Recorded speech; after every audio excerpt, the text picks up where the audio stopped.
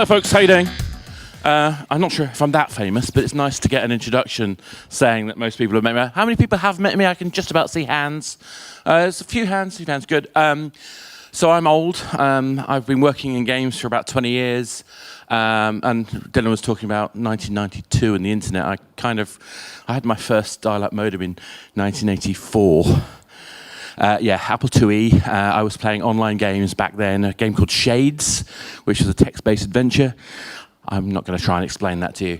I've also been through a lot of other pain. For example, the dot-com bust. I was working on an online gaming service then called Wireplay, which was one of the biggest busts that happened in the London scene.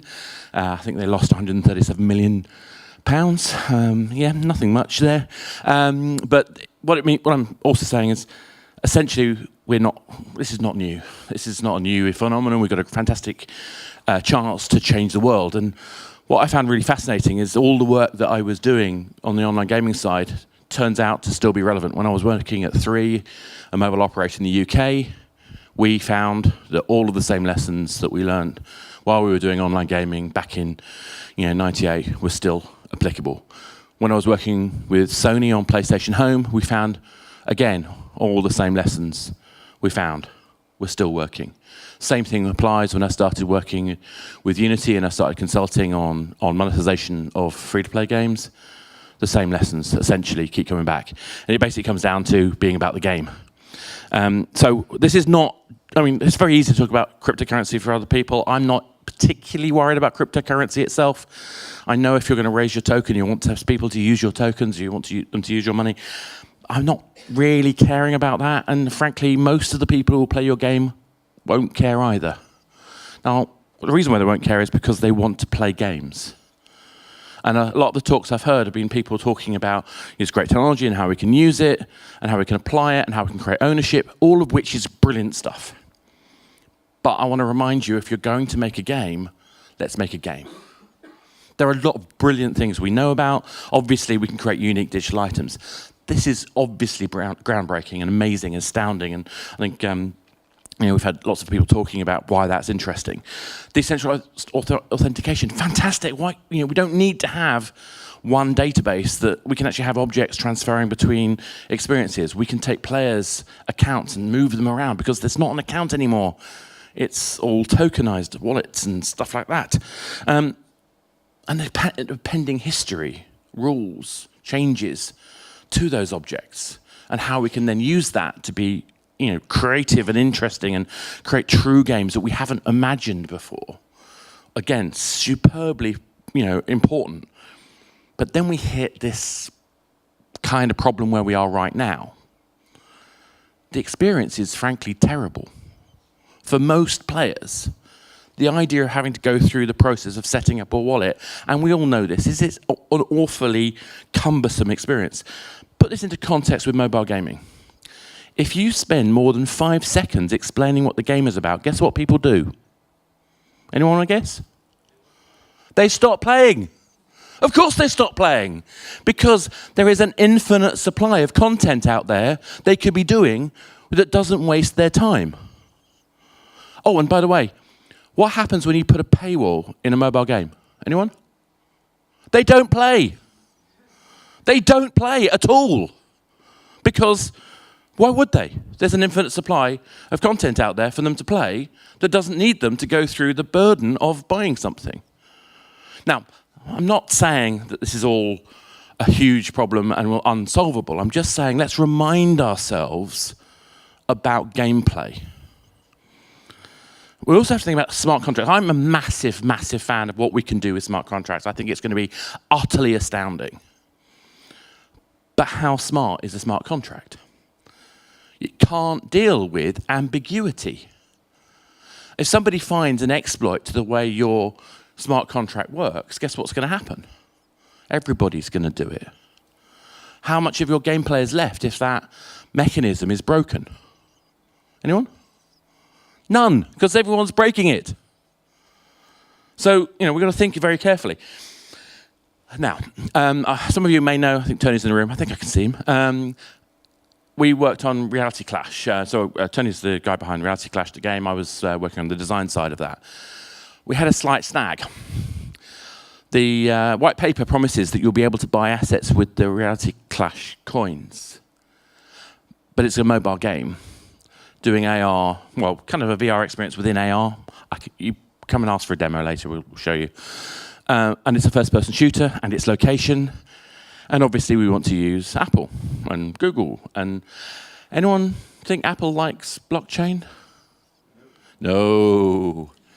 Well, it's not, I don't think it's they don't like it. It's just that they don't like their app store being circumvented. And I completely understand that. That's entirely fair. Well, depends.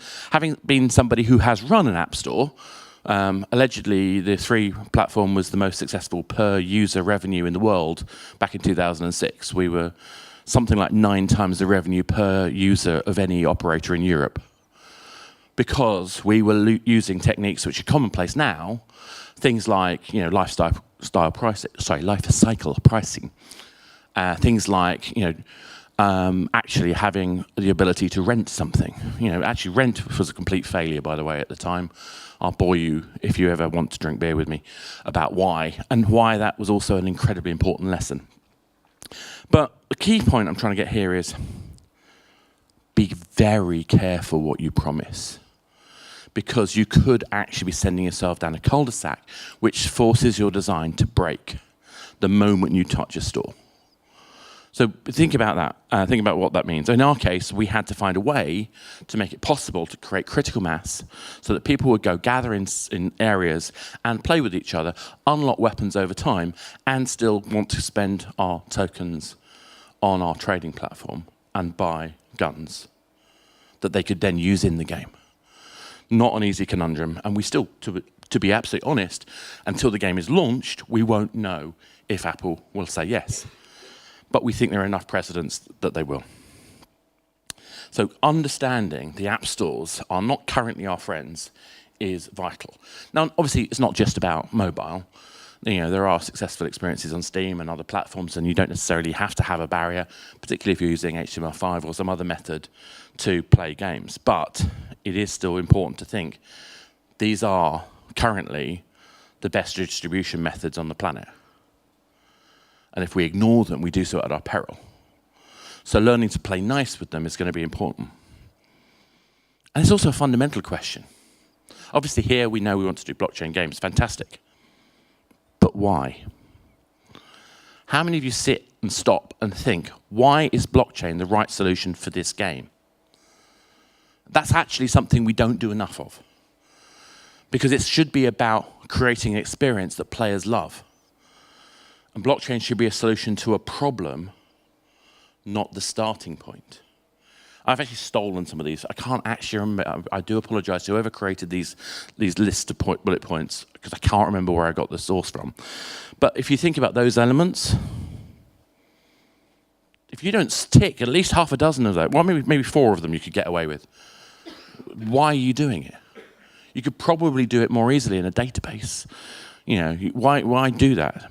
And it's going to be very easy for somebody to say, but we want to have true ownership of an asset. Do you? Do you? Now, bear in mind this.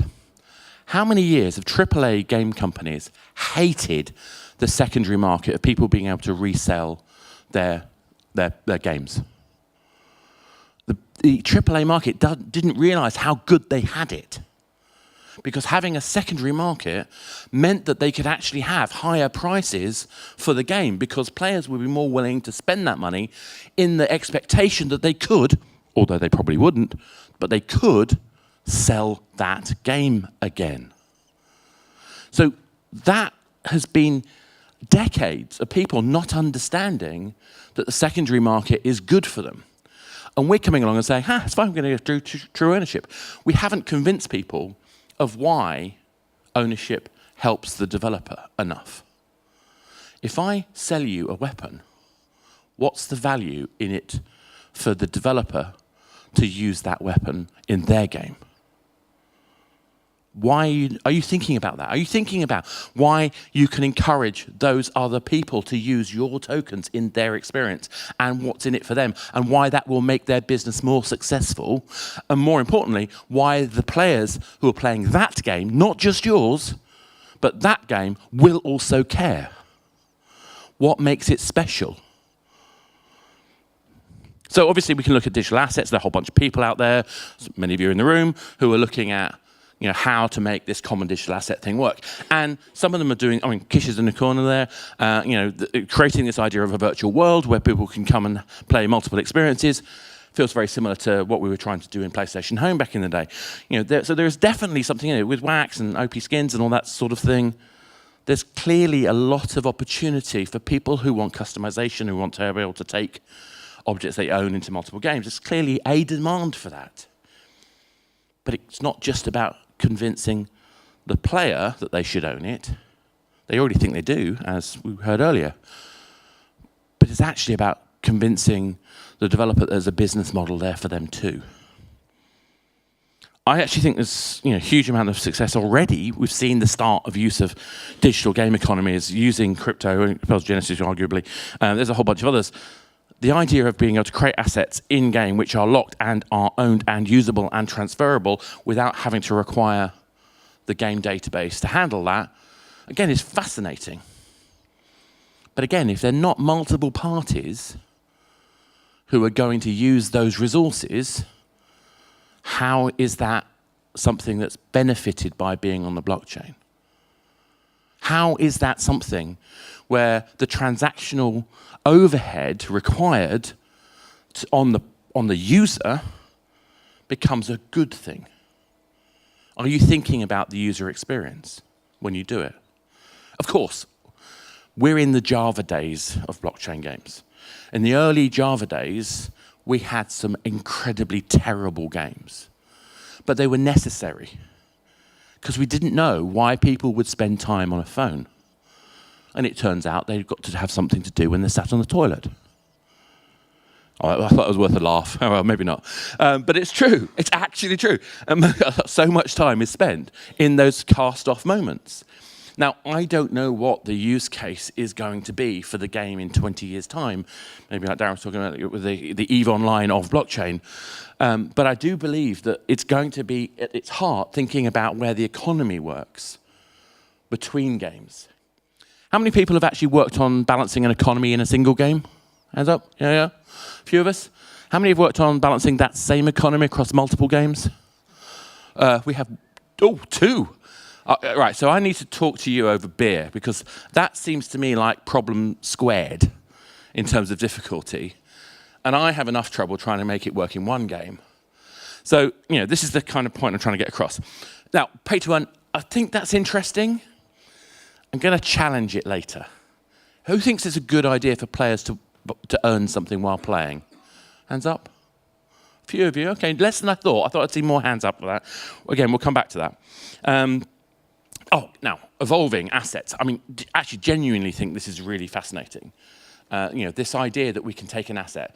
My favorite example is, what if we had an NPC? A non-player character, Merlin. Okay, Merlin is a character. He's a unique digital character. He interacts with people under certain smart contract conditions, and he can do so in any game. What happens if you kill Merlin? I think that'd be interesting. What happens if you resurrect Merlin in a zombie game? What if you bring the zombie Merlin back to life in a science fiction dystopia game as a cyborg? Now, I'm not entirely serious, but my point is that this idea of evolving, I think at the moment we're currently looking at it in a very sort of narrow way. But the possibilities of this, I think, are genuinely valuable. But again, I come back to the same problem. Unless it's multiple games, and probably multiple companies running multiple games, what's the purpose? Now, one of the things we're trying to look at with the guns for Reality Clash is we're creating these tokenized weapons which you could theoretically use in any game. Now, what we want to do is be able to update the number of kills and number of headshots and who owned it over time as a history.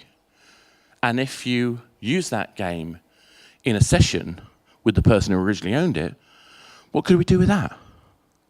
That might be interesting. What if you change the stats as a result of who's in that scene? What if you look at, even the fact of, what if I had the 007, serial number 007, Walther PPK? That'd be inherently valuable. But if you had somebody whose genuine name was James Bond, who had previously owned it, would that not be even more valuable or more interesting? Anyway, just a thought. And I have to obviously talk about Deckman. Is one of the few examples. I think we did a big indie pitch one time when I was showing the game, and I was genuinely fascinated by the possibilities. But it was, again, trying to get the right gameplay. And then I saw some of the structures behind it. The idea of evolving gameplay that comes out of use of a card, triggers another action. That frequency of use triggers a change in the performance of what that card does. These are really genuinely fascinating things that we should be incorporating in game design. But we have to think about game economics. And in our case, with Reality Clash, we had two things to think about. The game itself, how do you build a gun, and why people would buy it in a trading platform. So if you look at the process, obviously, if you're playing the game, we want you to be able to unlock guns, even if you don't have any blockchain. But how are we going to get you to play? The way we do that is we have strategic locations we call nodes. That means that people have a reason to gather together and shoot each other. And they get resources if they take over that zone. And there are three types of resource. You gather those resources and you get silver, and you can basically build a weapon. Fantastic. It's quite a long process. Why? Because we want you to have a sense of purpose and achievement, and we want to make sure that the rate at which you unlock new guns is relatively slow. We don't want you to unlock them all at once. But that means then we're effectively driving the value of the trading weapons because we're controlling the supply, the frequency you can get the guns in the game. But we also have to control the supply of the guns on the platform, which is why we release guns with a very small number of units. I think some sidearms are like, in fact, Tony will shout if I get it wrong, but something like 240 copies of the cheapest tier 1 sidearm. But the tier 3 rocket launcher, I think, has like 30, I think it's 30, yeah, 30 units. So there's only 30 of each skin we release of that launcher you will ever be able to buy. Now, actually, that's a really interesting thought. Now, we have been contemplating, do we re-release some of the more popular ones, but at a higher price? And if you think about what that means, what we want to do is establish what is the price and value and proposition, and what is the impact if we increase supply on demand. You've only got those three variables to play with, but you've got a whole bunch of compounding influences, sources, sinks, etc. I said I'd come back to this. Remember I was talking about paying to earn? Is that a good thing? Have a think about the way work contracts and social contracts work. Now, a work contract, I don't mean like we don't do jobs that we like, of course we do, but the work contract is I do a piece of work, I get paid for it. The social contract is I have a relationship with you and I will do things for you because I want to sustain that relationship. Playing a game is a bit like a social contract. I expect to have fun. The moment you break me from that experience, you've broken that economy. If paying to earn was the killer app, we would have a real problem because the whole of the App Store would be filled with effectively skill-based gambling. And it's not. And not just because Apple don't like it. We have other issues. Industrial scale. I mean, can we get this to an industrial scale? I mean, obviously, we've seen some new standards coming in which may well deliver that. I read a fantastic paper on, do we have enough power to run blockchain if it actually worked at the scale of, say, Subway Surfer? Subway Surfer has something like 2.5 billion downloads and has something like 40 million players every day. Every day. That's what scale looks like. I mean, I can talk later about token design. I've only got a couple of minutes. If you want to find out a bit more about what we did to make the token work in Reality Clash, there's an article in Blockchain Gamer, came out last week, which I wrote, which I talked about our process and thinking. One of the key things is we kind of broke the rules a little bit because we decided to put an API call in the JSON. The reason we did that is because we don't actually know that our gun stats are going to be the final ones until the game is launched. We've got all the balancing to do. We wanted to be able to make sure that people could update that information. But what we did at the same time is produce public data on broad categories of game stats so that anybody could use that weapon without having to use that API call. again, we can talk more about that another time. I wanted to show you a couple of slides that came out of Helsinki. This is from John Jordan. Thank you, John. Not sure if he's in the room. This is kind of the performance year to date. Now, after we released our tokens in the last 3 months or so, we got that. If you look, RCC is the only token that's had a positive performance. And we put that down to the fact that we actually put effort in to make sure that your use of the RCC currency can be spent on a token, can actually be used on something which has an apparent or inherent value. And that's really the crux of it. So like I say, I'm a consultant. I support lots of people. I've done work on Reality Clash, do a lot of executive production. If you want to know more, come and talk to me.